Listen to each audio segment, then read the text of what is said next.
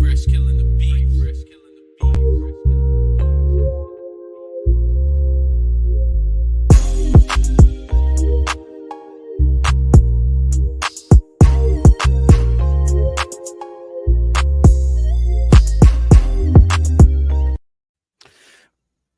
Yes, sir. Oh, he kept it going. Okay, hold on. Yeah. Yes, sir. Let's go. Breadwinner Absolutely. TV, man. Squadcast TV, man. Watch Nest. We in the building, man. I'm super excited, man. We have 1K subscribers. I just hit 1K Yes, subscribers, man. sir. Shouts out to all my supporters, everybody who like, share, comment, subscribe. We've been here for the past 8 months. Come on, man. We've been doing this thing, man. Come on, man. We in here, man. Me and my excellent, amazing co-host. Come on, man. Squadcast TV, Chucky Love, man, in the building. You know it, man. Appreciate hell you. of a show for y'all today, man. Hell of a show. Yeah, hell of a show. Before I get into it, let me. I'm about to say, man, you got to give your speech, man. Come on, man. You okay. Start the show on yet, man. You got to give your speech, man. I just want to give a shout out to everybody who, like I said, man, supported, like, share, comment, subscribe. It's been 8 months. We've been doing this thing, man. We've been, trying to be consistent with y'all. I know we kind of fall off sometimes. We, are late on the shows, but y'all still here, still rocking with us, man. We had a great show last episode. Last episode, but also last night when we did my first episode of Extendo show with my boy Chucky came in, tapped in with us, man. So and we was at like 980 something as far as subs go last night. So thanks to y'all got us to 1K when I woke up this morning. That was a beautiful thing to wake up to. Feels like I accomplished something, man. I mean, I know it's not probably like huge or whatever, and even like for me, it's a milestone. But even like for me, like there's a lot of other things going on in our lives. You know what I'm saying? Especially in my life, where it's like this is like minor. It's a minor thing, but it's a big thing because the fact that I was able to get it done. You know what I mean? So. In record timing, by the way. Yeah, no, I feel like I could have been faster, but I agree with you. And even with you, like you almost had 2K subs. Like you started a little bit before me, but we've been like almost around the same time frame. So you've been hustling, man. We've been doing this. You had 2K, I'm at 1K. All together, man, we had 3K, man. You think about it, since like we were talking about earlier, since we were working together, on our last job, and we were talking about getting started, and now we 3K subs up less than a year later. You know what I mean? So we've been doing the damn thing. And just shout out to you, man. Y'all make sure y'all like, share, comment, subscribe to Squadcast TV, and always tap in for the Watch Nest, man. So I'm gonna hand it over to you, Chuck, if you got anything to say before we Yeah, I do, man. I want to say congratulations, man. I'm happy to see you growing here, bro. You again, your work ethic is fire. You put in work. You got great content, and I look forward to seeing your growth continue here on the platform. And nigga, 1K subs, man. That's the milestone. Congrats on monetization. My nigga, hey, y'all go watch my nigga videos so y'all can watch some ads, and don't be skipping them. Don't be skipping the ads for my nigga. Watch them ads for my boy. And help my boy get some YouTube money. Again, it's free for y'all. Just take that extra. I think the ads be like 10 seconds, man. Take 10 seconds out y'all day, man. Don't press the skip button. Run up the ads on my nigga page, man. And that's pretty much it, man. And again, congrats, man. Happy for you, and road to 2K, man. Road to 2K, and then road to 100K. You know what I'm saying? We on our way, man. We on our way to get them plaques, man. Yes, sir. I want one of them plaques, sir. man. Yes, sir. Y'all gonna see that hanging up in the back one of these days, man. Yes, sir. Yes, sir. For sure. And shouts out sidebar. Shouts out to them busters, all the Doug funnies out there who didn't think we would make it. Facts. But we ain't even gonna get that no more. I'm sure on both ends there's a select few people, and not necessarily my family, but there's some select people in my circle that have doubted me. And I'm sure you got the same thing. So to all the haters, nigga, we still here, nigga. We ain't going nowhere, nigga. Hey, we in here, man. So I'm gonna cheers to you. Oh yeah. Cheers to Watch Nest, man. Cheers to Squadcast TV. Cheers to Breadwinner TV. Yeah. To here my camera. To a amazing friendship and yes, partnership, man. Doing this. And Yes, we got sir. more to come, man. More accomplishments, more Absolutely. goals to reach, man. 100%.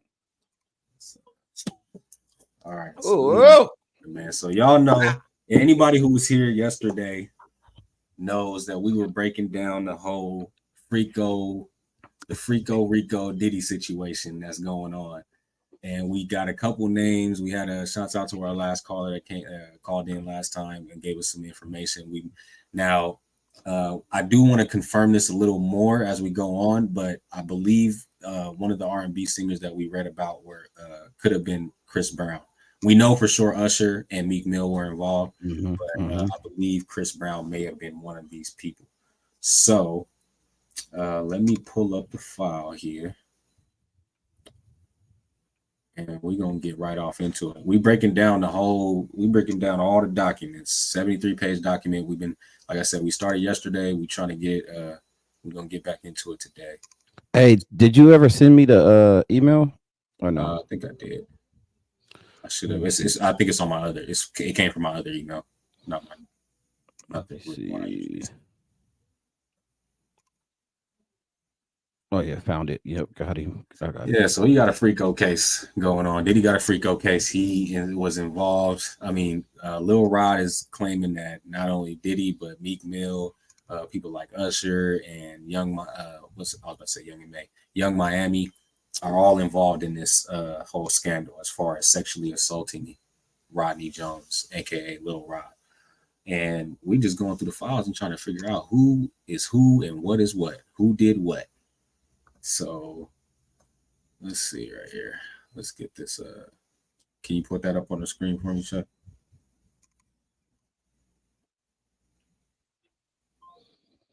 All right, hold up. Let me see. Let me pull this file up. We on page 20, man. Last Page we left 20? off, I think, yeah. Oh wait, you're asking me to pull it up. Okay, there we go. Okay, let's see, 9. We didn't got we didn't went through the Stevie J situation where they was talking about Stevie J. Yeah, Was, Stevie J, had Cuba video, Gooding Jr. Yeah, Cuba Gooding Jr. They said that Cuba, Stevie J had a video that they showed the pictures of where allegedly he was having sex with a Caucasian male. Pause. So we on. Let's see. Let's zoom in quick. We on page 20 of this document. So, yeah.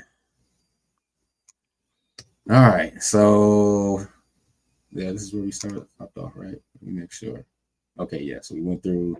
So last we left off, we were talking about how, or Lil Rod was talking about how Diddy made him hire sex workers from I believe, I don't know if it was a brothel or whatever in Miami. Yeah, called the booby trap on the river, which is funny, by the way. Yeah, and so he would have him hire these sex workers and then force him to have sex with these people, and while he watched. So,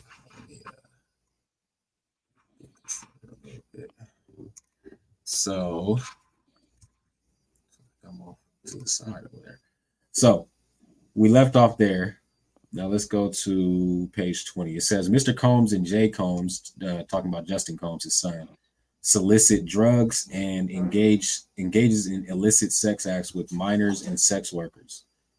So now we're getting on to his son because we read earlier, at the last video at the beginning, we read off the name. So his son is involved in a lot of this. They're saying the light skinned one, not the dark skinned one. Or I didn't see his name in there. At least he could be, but I didn't see his name in there. On or about July 2nd, 2023, in California, Mr. Combs had a listening party at his home. Present at this party was R&B artist number 9, redacted. Let's remember that because we're gonna go through after we read this. By the way, I'm gonna just give the details. He's a Grammy award winning R&B singer who had trouble with law enforcement for. That's Chris Brown. That's Chris okay. Mm-hmm. Oh, this is okay. So this is allegedly Chris Brown. Allegedly. Okay, so we can say allegedly. So present at this party was allegedly R&B singer Chris Brown. Justin Combs, sex workers, and some underage girls. The event began at 7 p.m. Mr. Combs requested female sex workers and required Mr. Jones to solicit them. An hour later, several sex workers appeared. In addition to sex workers, there were at least 5 women in the crowd that were under the age of 16. Mr. Jones forced all the women to drink. Mr. Combs forced all the women to drink laced DeLeon liquor. Upon information and belief, Mr. Combs laced the liquor with ecstasy. So this motherfucker was just going savage mode, nigga. Off. Let me see. Hold on. Yeah, so it was the same person. So as Chucky confirmed a second ago, the redacted number 9, because the numbers change. It seems like each one. I think he was number 4 last time. So redacted number 9, it says he is a Grammy Award-winning R&B singer who had trouble with law enforcement after assaulting a Bajan millionaire. So we definitely, I think we can probably safely say that that's. Yeah, pretty sure. I don't know anybody else who could. Shout out to old girl that brought that information to the team. Yeah. Shouts out to her, man. So let's see, where would we leave off at? Okay, there we are. So Mr. Combs, 103. Mr. Combs did not check the identification of any of these underage girls. The presence of these underage women made Mr. Jones very uncomfortable. He attempted to leave, and Mr. Combs forced him to stay. Mr. Combs went so far as to take Mr. Jones' car keys to prevent him from leaving. After being forced to drink laced DeLeon shots, Mr. Jones began feeling lightheaded and recalled passing out and waking up at 4 a.m. the following morning, naked with a sex worker sleeping next to him. Screenshots of the video from that night is embedded below. So they got the screenshots. No, he had. Remember when we were saying last time? He said that he had. They said he had hundreds of hours of footage and audio recording of these incidents. So he had been. I guess he had been building this case up, from what it seems like to me. So this is supposed to be Mr. Combs. Okay, so this is supposed to be Diddy and an underage girl right here. Damn.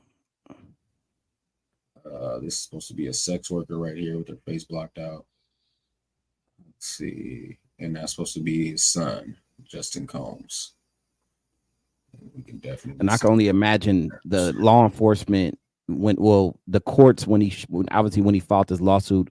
I'm sure none of this shit was redacted. All the photos he showed was like not blurred or not censored. So they seeing the real deal. You know what I'm saying? So right. There's a FYI. For sure. I believe that. So let me see. Mr. Combs attempted to pass off Mr. Jones to Cuba Gooding Jr. Okay, this is where it gets a little spicy. Pause. So he attempted to pass off Lil Rod to Cuba Gooding.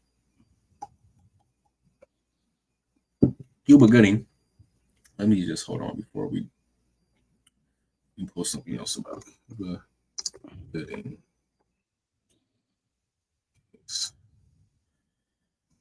So, this is him being mentioned in the Diddy shit. But Cuba Gooding did have some a lot of. Well, this is not just one situation, but this is, I believe, the most recent, where he was charged with sexual assault.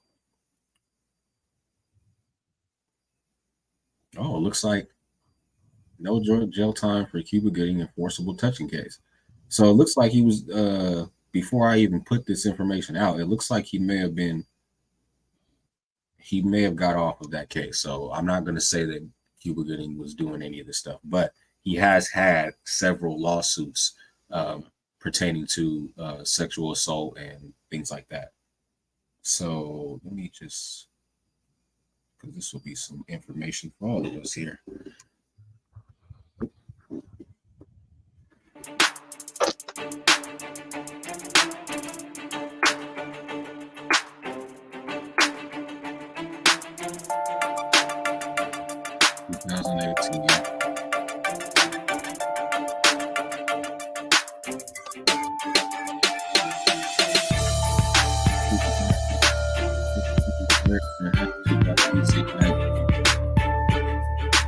Hold on, did you say he pled guilty? Yep. Mm-hmm. Gooding, 54, accused of violating 3 different women at various Manhattan night spots in 2018 and 19, pleaded guilty to just one of the allegations. And I would have. No, go ahead. I would presume that that one allegation probably had some evidence to it. So that's probably the one he had to plead guilty to, and the other 2 was probably just he say, she say. That's my presumption. Right. That makes sense. Cuba Gooding's plea deal calls for no jail time if he continues counseling for 6 months. He can withdraw. Okay, so we'll end up touching back on that at some point, maybe on another episode. But because I'm curious about what happened with that. So let's get back to the files, man. Let's get back to the F.R.I.C.O files, man. So the reason why those of y'all just tapping in, make sure y'all like, share, comment, subscribe. Shouts out my boy Mr. Shepherd in the chat, man. We were talking about, or we were about to cover this event here. Mr. Combs attempts to pass off Mr. Jones to Cuba Gooding Jr. So we were just looking at Cuba's background because he's had his own troubles recently. So Mr. Jones believes that Mr. Combs was grooming him to pass him off to his friends. This fear became reality when Mr. Combs introduced Mr. Jones to Cuba Gooding Jr. while they were on Mr. Combs' yacht. During the introduction, Mr. Combs suggested that Cuba get to know Mr. Jones better. He then left them alone in a makeshift studio on the yacht. Damn. And that's Cuba right there. And so, is that the nigga that's in front of him? Is that P. Diddy? Yeah. Or is that Mr. Jones or Lil Rod? That's Diddy. Okay. So, because I believe, if I'm not mistaken, I believe Lil Rod is the one taking all these pictures. Yeah. So he said, y'all should get to know each other better. The nigga trying to set these niggas up on a date. Yeah, I'm like, hell no. I already know. I already heard about Cuba. Right. He a wild boy. Somebody had a story, I believe, about Cuba Gooding partying so hard that he had a fucking, they said they seen him. He had a, no. This was actually a viral picture. He had a picture of him with the, you know what? Fuck that. We're going to get all the visuals. We're going to get all of it. This is how you know. I know you've seen this picture. Let me see. I know you've seen this one. No, I haven't seen that picture. What's the significance? You haven't seen this? No, what's it? This was okay. So this picture came out, and people were saying like, "Oh, like Cuba Gooding's like he's wild. Like, what the fuck are you doing in the club with a KFC bucket?" Yeah. So this when around the time where he had these accusations, roaming around, people were coming out telling their stories about Cuba Gooding and basically saying like he's a wild motherfucker. Like he loves to party. So, and Vlad, I believe Vlad was interviewing somebody who spoke about partying with Cuba Gooding before and the kind of person that he was. And Vlad had made a joke about how funny it was when he seen this picture of Cuba Gooding with this bucket on his head. He's like, you're obviously a wild boy. But he's known, if I'm not mistaken. Oh, no. I believe, if I'm not mistaken, it may have been Michael J. White who said that Cuba Gooding, who said that Cuba Gooding is known to get naked at a party. Oh man, that's what they said. That was the whole thing. Pause. They said Cuba Gooding is known to take his pants off at a party. Leave your pants on, Cuba. For real. So this is kind of believable. He's known to get drunk and get wild. So let's see. As evidenced by a video of which screenshots are embedded below, Cuba Gooding Jr. began touching, groping, and fondling Mr. Jones' legs, his upper inner thighs near his groin, pause, and the small of his back near his buttocks and his shoulders. Mr. Jones was extremely uncomfortable and proceeded to lean away from Mr. Gooding Jr. He rejected his advances, and Mr. Gooding Jr. did not stop until Mr. Jones forcibly pushed him away. The following is a screenshot of the encounter with Cuba Gooding Jr. Whoa, he got okay. So I thought it was fucking. Mr. Jones. Lil Rod, who took the Yeah. picture earlier. Obviously, it's somebody else taking the picture. And it's No, but like, the how nigga, does he but the have nigga this- that's the nigga that Cuba got his arm around. That's not Little Rod, is it? that's supposed to be him. Really? This nigga was fat. That's a fat nigga right there. Yeah. I mean, well, he's not too. He Lil Rod looks ain't- kind of. He I don't looks think this is bigger. Lil Rod. No, he looks bigger. It says right here. It says, Oh, if I was yeah. screenshot of the counter, It do he say said, it says, what does it say right here? It says, as evidenced by a video of which screenshots are embedded below, Cuba Gooding was touching him and groping him. Oh, So shit. This is Okay. him. I think he just looks bigger because that shirt and it's just like Yeah. the angle kind of, he looks a little bigger. And maybe he's probably bigger than what we think. Yeah. And then I mean, this shit probably was happened a couple years ago. Never. Oh, looked yeah, at this was what, when he made the Love album. So this was a couple years ago. So interesting. You want me to read it now, or you still got it? no, go ahead. All right. So. Oh yeah. No, we're supposed to switch off anyway. Go ahead. Yeah. Let me put mine up here. Okay. All right. So obviously, this is the photo of them. Hey, look, you can tell. Look, Cuba. The way Cuba's actions is, this look like he would do this to a female, right? This is what you would do to a girl that you're trying to what's the word, riz her up. You put an arm around her, you get kind of close. It looked like his hand. No, his hand is on his own thigh. It looked like it was on his thigh for a second. Yeah, but but it's like, even then, it's like, why are you this close to me? Yeah, he do it too much. Possibly I'm telling you, bro. He was a goon for Diddy, bro. He sent his F.R.I.C.O goon. Yeah. Old Lil Rod, bro. He was sending the booty goons at him. On me. All right. So the Love album. Throughout his time with Mr. Combs, Mr. Jones was under an implied work for hire agreement. He was not compensated for his time living with Mr. Combs or for the songs he produced. As evidence, he was listed as a producer for the following songs on the Love album's final release: Deliver Me, Stay Part 1, Reaching, What's Love, Stay a While, Moments, Need Somebody, Homecoming, and Tough Love. By the way, you know any of those songs? None of these songs ring a bell. I didn't really even, to be honest with you, I'm gonna keep it all the way a buck. I didn't even know about this album, bro, until this situation came up. Me either. I guess it was nominated for a Grammy, but I mean, then again, I'm not a huge Diddy fan like that anyway. So I mean, I wasn't keeping up with him, but I think the last shit I listened to from Diddy was like the whole Dirty Money era. And I was fucking with that. I ain't gonna lie, I was fucking with the Dirty Money era. But other than that, I kind of just lost interest or whatever. He's never been a top artist for me. But I haven't heard of none of this shit. Yeah, the reason why I asked was specifically because of that. Because if this album allegedly got nominated for a Grammy, then you would. That's assuming that some of these songs would be popular. So I thought maybe I know. Yeah, like you would these. think that you would have heard them like at least a song on the radio or something. I haven't heard any Diddy on the radio or nothing. So agreed.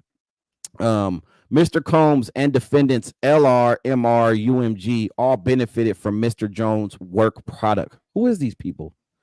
LR, MR, UMG. That's interesting. Yeah. Anyways, they failed to compensate Mr. Jones for his work. That's is that like the label? Records and I forget what MR is, but Love Records and okay. So this is I think he's suing these labels too, right? Yeah. They failed to compensate Mr. Jones for his work. As a result, Mr. Combs and defendants were all unjustly enriched at the expense of Mr. Jones. Mr. Jones attempted to work for Mr. Combs to secure his publishing and royalty rights for work he completed on the Love album. Mr. Combs only offered Mr. Jones $29,000 for 13 months, thousands of hours of work, and 9 songs that made it in the Love album. Self-serving greed would not allow him to pay Mr. Jones his additional $21,000. And if I'm being honest, the amount that he was offered does not go in line with this much work, especially in the music industry. Look at this. Look for 13 months, thousands of hours, 9 songs, and you only got $50K. It was Love Records and Motown Records and Universal Music Group. Oh, okay, perfect. Okay, Love Records, Motown Records, Universal Music Group. Okay, perfect. He was trying to finesse this nigga, man. Yeah. he was trying to finesse this nigga, bro. 29,000. I mean, that's not It- for all those songs. Like Yeah. a lot of producers get paid way, and I believe he had a team. I know it's not just him in particular, so I know that there was like a couple other producers that work on the beats with him. So maybe Right.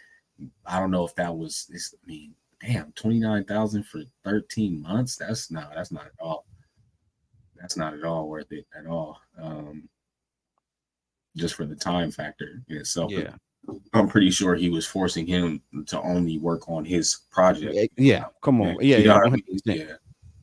Bro, remember what did we read the other day when he said that he literally said he told that he would wake him up out of his sleep. He wouldn't let him sleep to get this till the work was finished. So he obviously was on him about getting this producing this album and getting the work done. So the nigga Diddy's a savage, bro.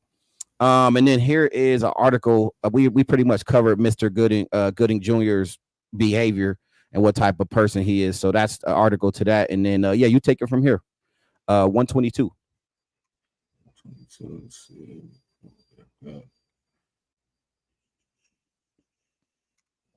Oh yeah, let me put you back. Put you on screen. Okay, okay, before we get down to that crazy shit. So Mr. Combs' deceptive business practices became so bad that Mr. Jones was left with no choice other than to make a public plea on social media for Mr. Combs to pay him for his work.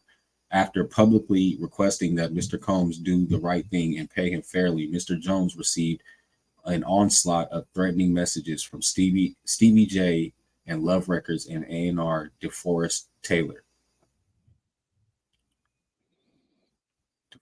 Oh my goodness! So this dude got all the.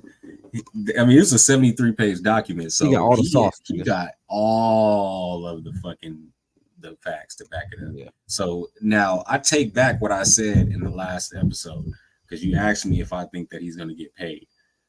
The only reason why I take that back is because with all this evidence, I don't even think that these other accusers had as much evidence. I'm not gonna say they didn't have any evidence, but I don't think they had nowhere near as much evidence as he has. He has the text, he has conversations, audio conversations, he has video recordings, he has screenshots, he has everything.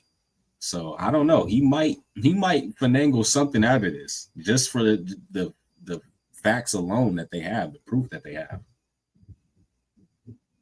So let's see. This is a text from DeForest Taylor. DeForest Taylor, the A&R for Love Records. It says, "You playing?" DeForest says, "You playing?" Jones says, "I'm in studio." This was on December 8th. Then it shows they didn't talk again until February 3rd, where it looks like DeForest Taylor sent a voice message. They may say what was in that voice message later on, but he says, "LOL, you 100% liar and weirdo. Good luck. Number still same. Run into nigga. Come talk to me in public on a public podcast and forum." So I'm guessing this motherfucker looked like Slim Jimmy. He looked like Slim Jimmy's pops, dude from fucking Ray Shrimp. He do. That's that nigga do. Was when I first scrolled down. So okay, so this dude was threatening him. I don't know. He got a grammar problem. Run into nigga, come talk to me. Anyway, so DeForest Taylor was trying to get gangster with him. Let's see. Mr. Combs used his power and influence to threaten and intimidate. Okay, so that was the end of that. So. Mm-hmm. Yeah, that was DeForest Taylor threatening him over the text messages. You can go ahead and take it from here. Okay. According to Mr. Jones, Mr. Combs is a very forceful and demanding. Mr. Combs does not take no for an answer and would often threaten to inflict bodily harm on Mr. Jones if Mr. Jones did not comply with his demands. This nigga's wild, bro. Diddy's a wild boy, nigga. He said, nigga, he said, have a freak off with Cuba or it's gonna be problems. As detailed above, Mr. Combs threatened to eat Mr. Jones. Come on, Whoa, whoa, whoa, whoa, whoa, whoa, whoa, whoa, whoa, whoa. my nigga. Hold This up. nigga crazy, bro. Hold up. Nah, this nigga's crazy. This is a real psychopathic nigga. Look, out of all the threats you could have, you threaten to eat this nigga's face? That's crazy, my nigga. Yes, nigga.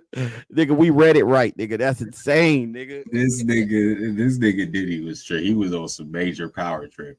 Oh, big time. Well, I mean, look, if you look at again the prior, what's been going on with Diddy before with the Cassie shit, everything that's coming out, you could tell he's powerful, he's rich, he's influential, and he obviously some niggas can be humble and have all that, but Diddy seems like a nigga that if it's my way or the fucking highway, and it shows in what a lot of people are saying about his character. If you ask me, man, it's all coming out. It's all coming out this past year.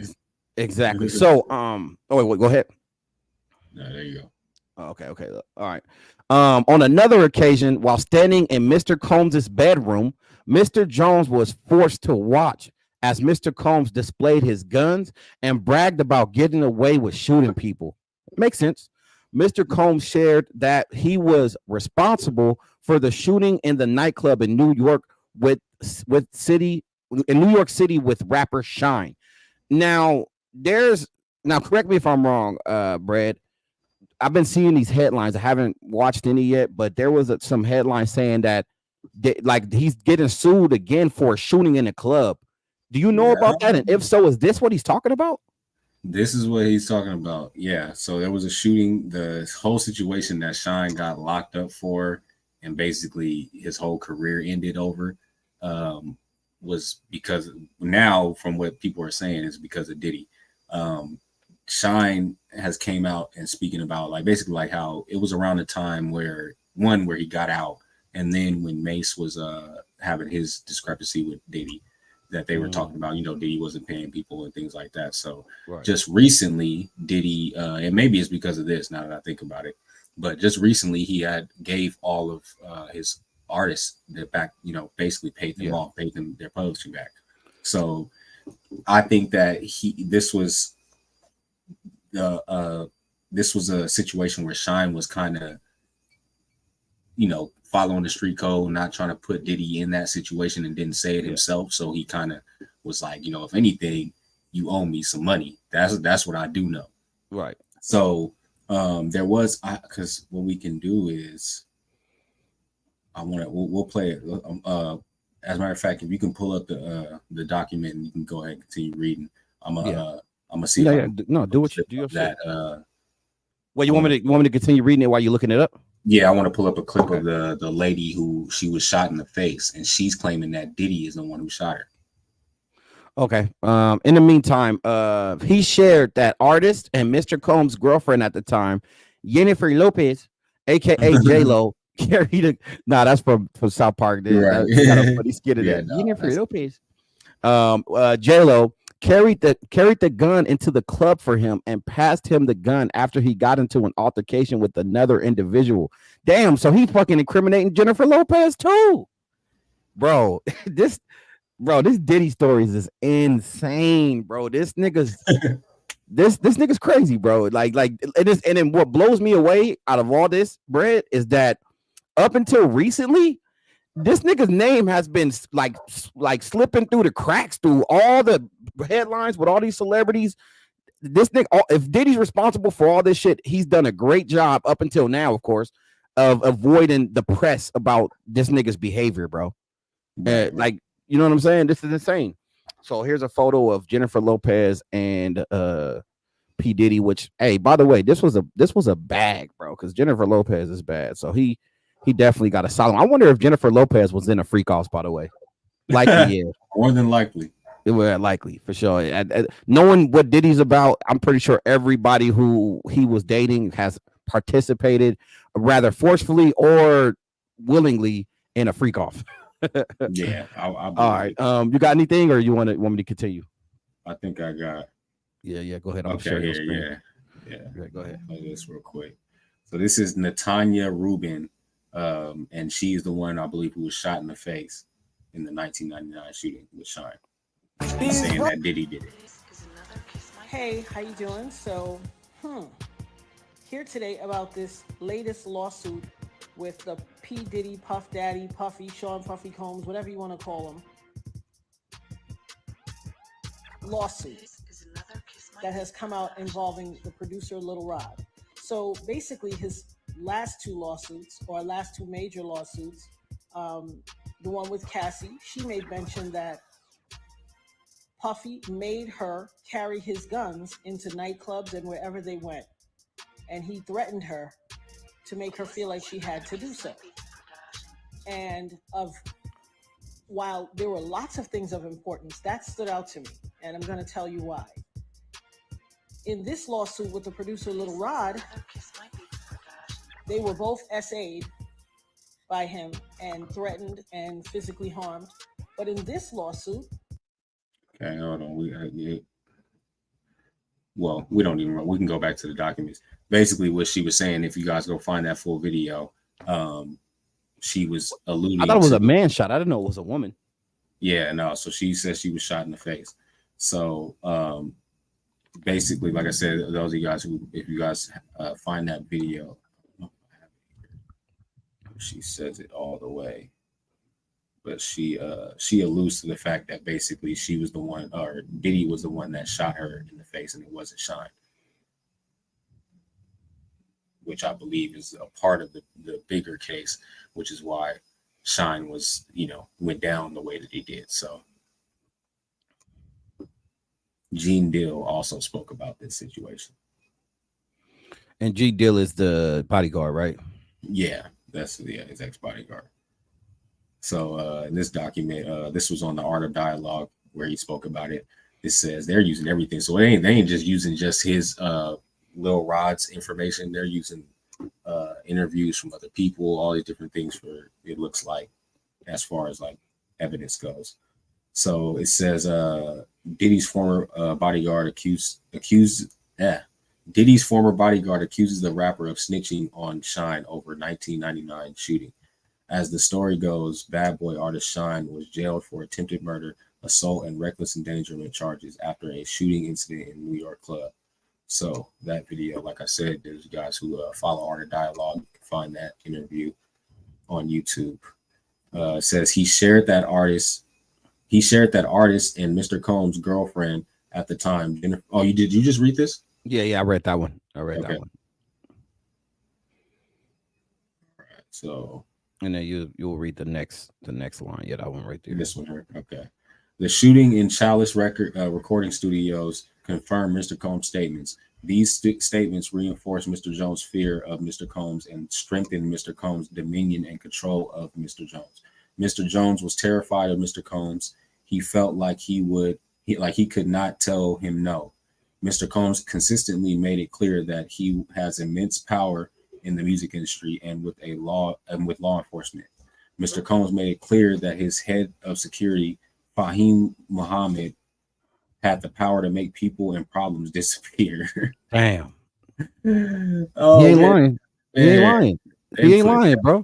All these names, I believe he was mentioned in the lawsuit as well. Fahim Muhammad. And this is him right here. That's wild. Mr. Combs instructs his staff to always contact Mr. Muhammad if they are ever pulled over by the police in Miami or California. Upon information and belief, Mr. Muhammad spoke with the LAPD after G was shot at CRS. That was the recording studio that we just mentioned earlier. Mm-hmm. The LAPD was in CRS and witnessed the blood in the restroom, and they went with the bogus claim that the shooting of G occurred outside the studio. This was all thanks to Mr. Muhammad's connections with law enforcement. So they putting LAPD out there too. They're like, they was covering up shit because of Muhammad. Let me see. Mr. Jones had no reason to disbelieve Mr. Combs, as he had seen firsthand through the shooting of G and the subsequent silence of the LAPD and the media that Mr. Combs indeed had the power to harm him. The LAPD spent hours in CRS after the shooting of G, yet there were no arrests. Mr. Jones witnessed the LAPD in the restroom pictured above, yet no arrests were made. The morning after the shooting, Mr. Jones and several others arrived at CRS, and G's blood was still in the bath on the floor in the restroom, and Mr. Combs hired a cleaning crew to clean it up. Hey, 1 second. Okay, keep reading. I got to take this call. Mm-hmm. Defendants of Ethiopia. Okay, that's let's see. We can jump to the next one. Let's see what else was going. This looks like this was about the record labels and things like that. Deleon, Ciroc, UMG. Let's see, defendant Christina Coram, the Ghislaine Maxwell to Sean Combs, Jeffrey Epstein. Oh, defendant Christina Coram is the Ghislaine Maxwell to Sean Combs, Jeffrey Epstein. So basically, they're saying that this woman here is sitting right here next to Diddy. They're basically saying that she is the Ghislaine Maxwell to Diddy, basically, because she was, I guess, aiding him in these acts. Let's see. According to Mr. Jones, during the 13 months he lived and traveled with Mr. Combs, he witnessed Mr. Combs display and distribute guns from his bedroom closet in Miami, Florida, and Los Angeles, California, to questionable individuals dressed in all black. According to Mr. Jones, during the 13 months he lived and traveled with Mr. Combs, he witnessed defendant Coram openly order her assistants to keep Mr. Combs high off gummies and pills. Whoa. She was drugging this nigga. Defendant Coram required all employees from the butler, the chef, to the housekeepers to walk around with a pouch or fanny pack filled with cocaine, GHB, ecstasy, marijuana, gummies, and Tucky, a pink drug that is a combination of ecstasy and cocaine.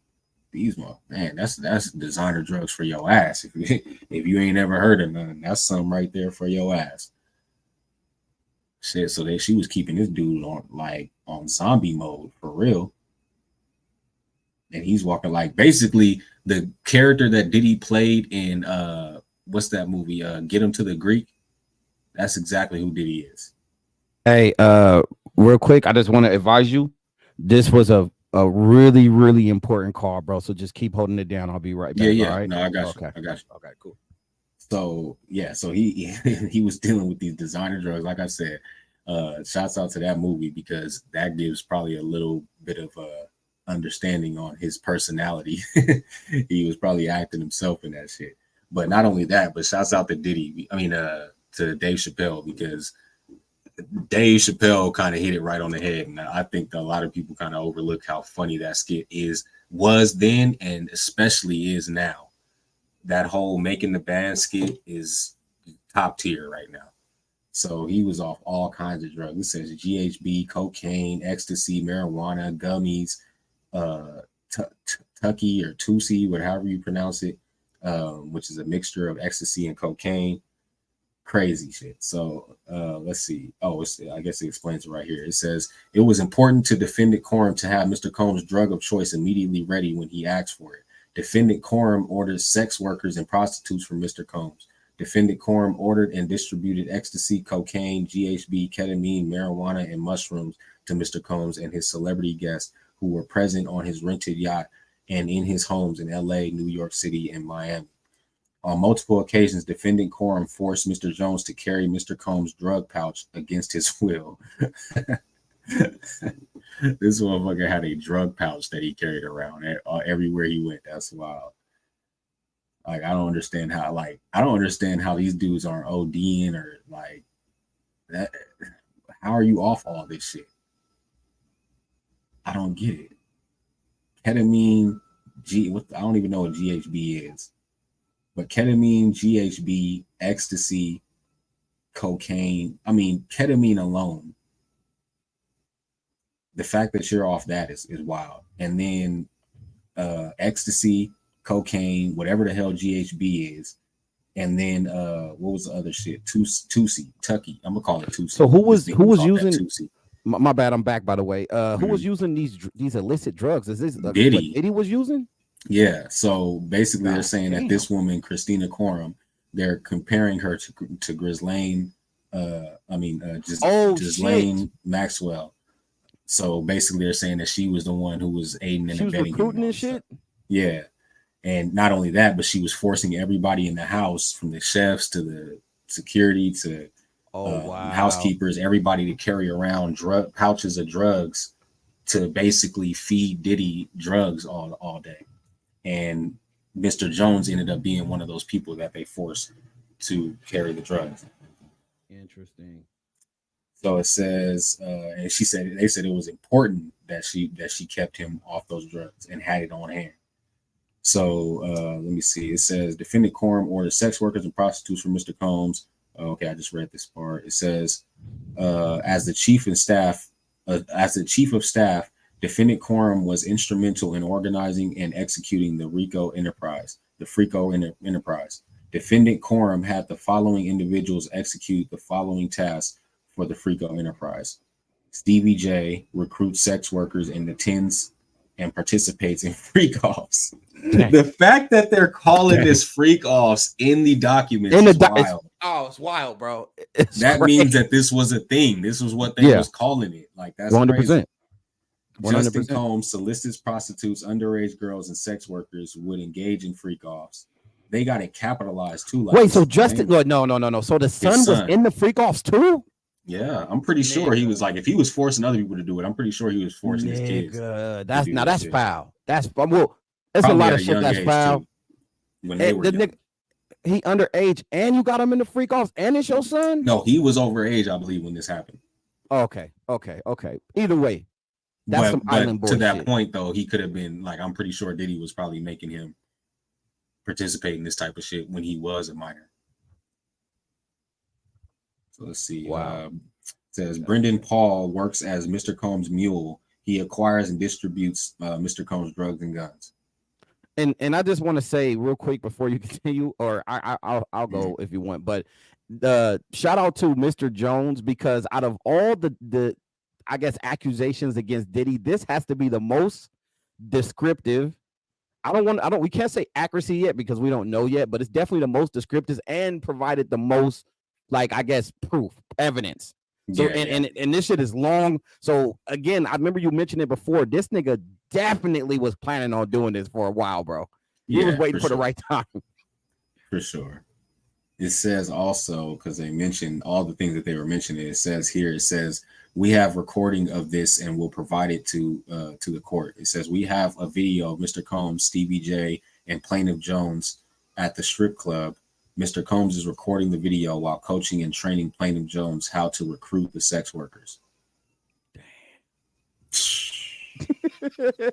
This is Brendan Paul here. Jesus, bro. This shit is crazy, my nigga. Man. Frankie Santella works alongside Brendan while Brendan acquires and distributes Mr. Combs' drugs and guns.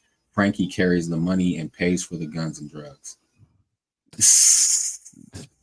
They're taking down his whole because this goes deeper than just this is going way deeper than it's murder, it's gun charges, it's rape, it's prostitution, nigga, you name it. And he has drugs. The Tupac situation lingering over his head as well. Bro, this shit is insane, bro. And with all this information coming out, it makes it more believable.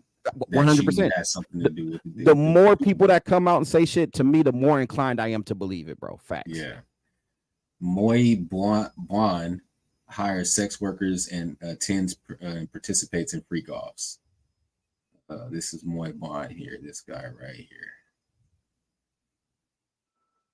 Oh man. Thanksgiving 2022. Mr. Combs offered Mr. Jones cocaine.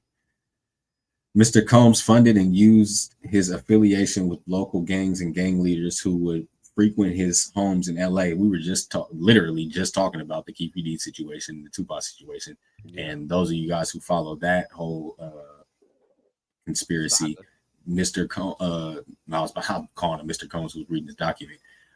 Diddy the Diddler was affiliated with certain gangs in Compton and in LA and things like that. So that's why they're saying that's why this is very important information. It says Mr. Combs funded and used his affiliation with local gangs and gang leaders who would frequent his homes in LA and Miami to secure drugs and guns he obtained and distributed out of his homes in LA and Miami.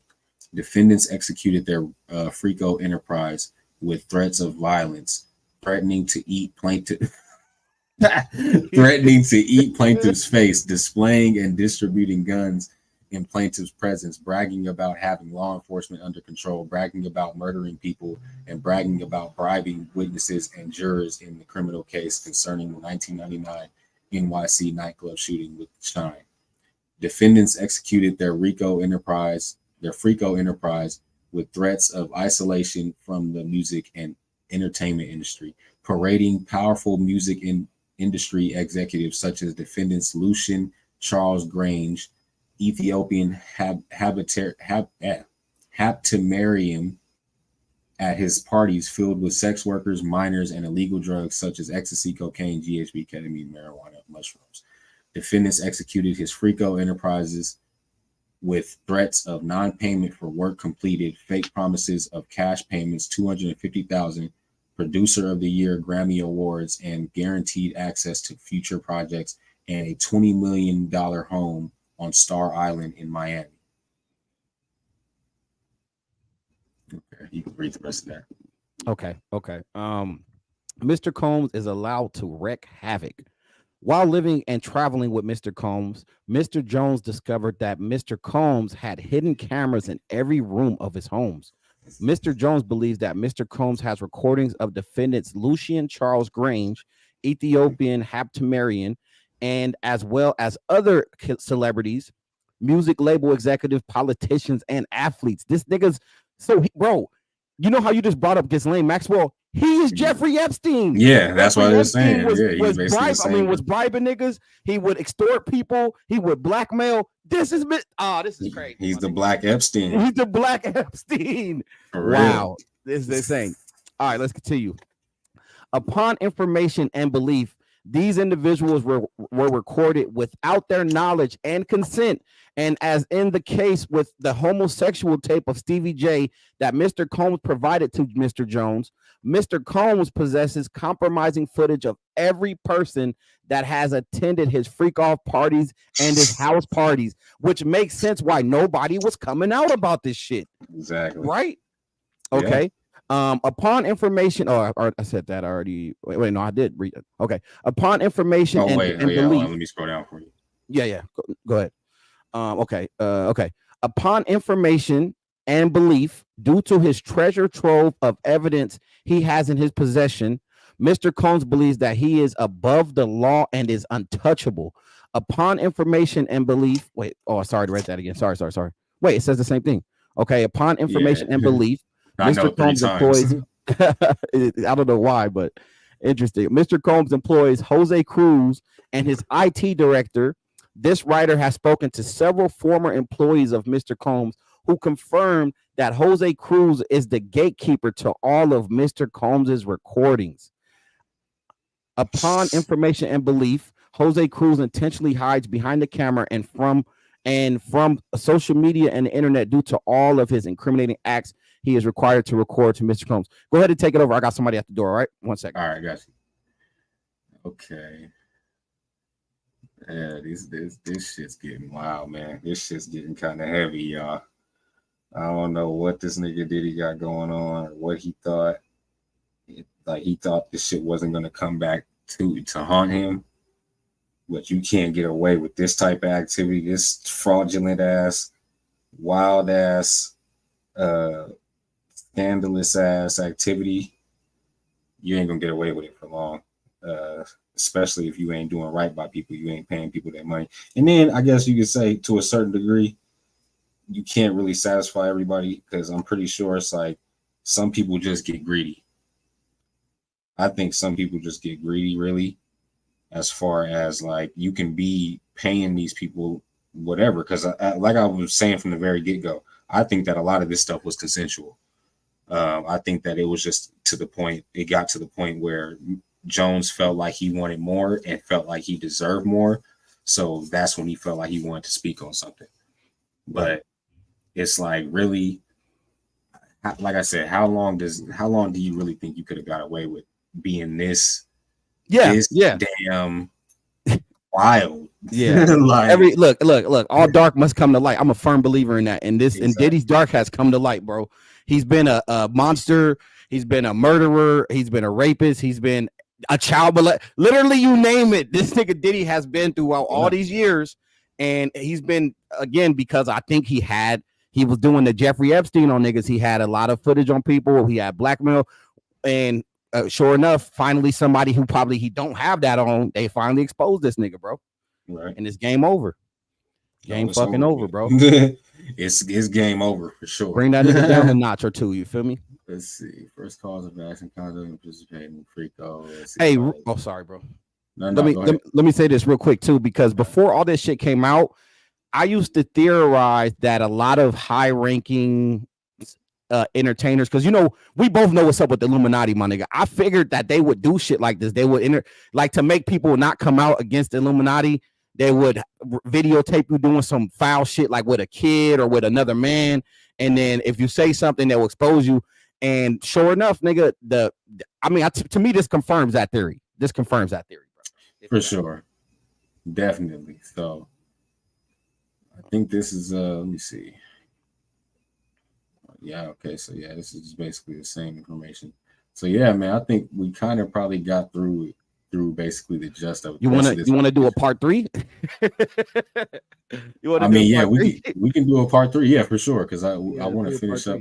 I want to go through it and see which parts of this is some good material, and then because it looks like they're going into a little bit more detail about the same accusations. So what we just read basically was all the accusations, and then the rest of this stuff is just basically like what laws were being broke and things like that. So yeah, we can definitely do a part 3 and close it out. Okay. Okay, yeah, part 3 coming soon, man. Stand by, everybody. As this story, because this shit, obviously, this story just keeps on getting wilder and wilder. So, as by the time we do part 3, it's probably gonna be some whole other shit going on. Hey, I got an idea. We could talk about this publicly if you want, bro. Let's do this, my nigga, because I think this would be great content for us, bro. Let's work on a documentary based, because I feel like this shit has so much information in there. We could work together on a documentary about this and turn it into a production. You feel me? So, is that something you would entertain, nigga? Yeah, no. Hell yeah. Just based off of this information, bro. This definitely needs to be put out for sure. So, like, because to be honest, sitting through this and reading it is really hard to remember everything. But if we can break it down and take the important parts and put it together in a documentary type of form, I think that shit would do some numbers, bro. For real. We're gonna get it together. Sounds like a plan. So, yeah, man. I mean, that'll be interesting, right? Yeah, I'm with that. So that's pretty much. I mean, that we're gonna stop it right there, man. With the documents, man. It was getting crazy, man.